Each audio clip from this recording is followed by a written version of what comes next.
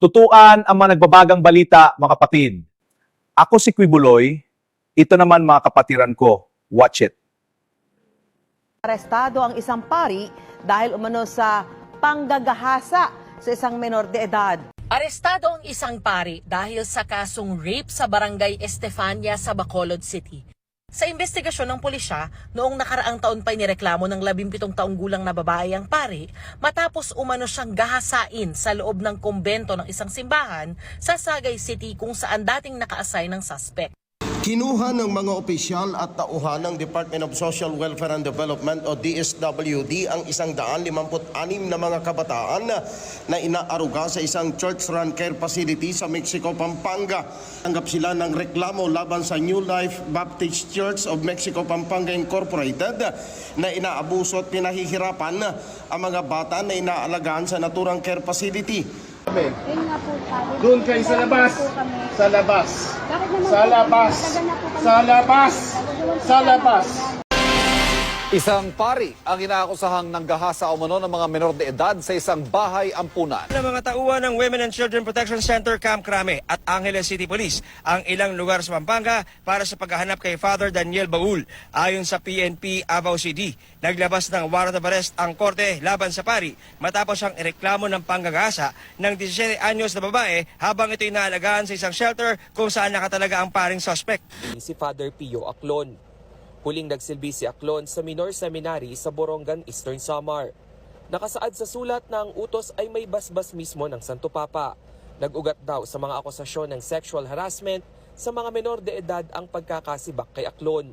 Arestado ang isang pastor sa Caloocan dahil sa umano'y panghahalay sa nooy menor de edad na miyembro ng kanilang simbahan. Hindi muna makakapag-lead ng kanyang mga church service si Pastor Michael Moreno. Sa bisa kasi ng warrant of arrest, inaresto si Pastor sa kanila mismong bahay sa Caloocan City. Para yan sa kasong acts of lasciviousness at rape. Ikaw ay may karapatang manahimik. Lahat ng sasabihin mo ay maaaring abot o maging dapat sa iyo. Nag-viral sa social media ang video ng isang lalaking nagwawala sa harapan ng isang parish priest sa Pampanga.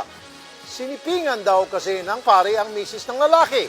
Nagpupuyos sa galit ang lalaking ito habang sinisira sa harap ng kausap niyang kura paroko ang kanilang family portrait sa tanggapan nito sa simbahan sa Pampanga.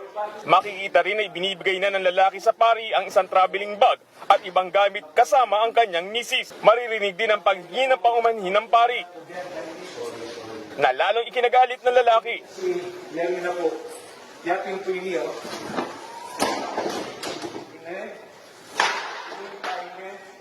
Pamilya ko sinira yun. Nagano ko, nagapektuan ako. Kaya hindi parang hindi. Hindi parang hindi kayo. Ubing kami. Imbis na sopanin, asawa ko. Lumalabas na nagwawala ang mister dahil sinipingan umano ng pari ang kanyang misis. Arestado ang isang pastor sa panggagahasa sa kanyang sariling anak. Nakatutok si John Consulta.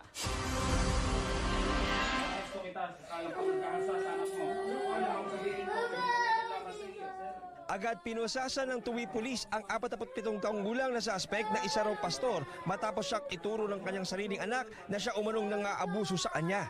Napansin daw ng isang kaanak na palaging tulala ang biktima.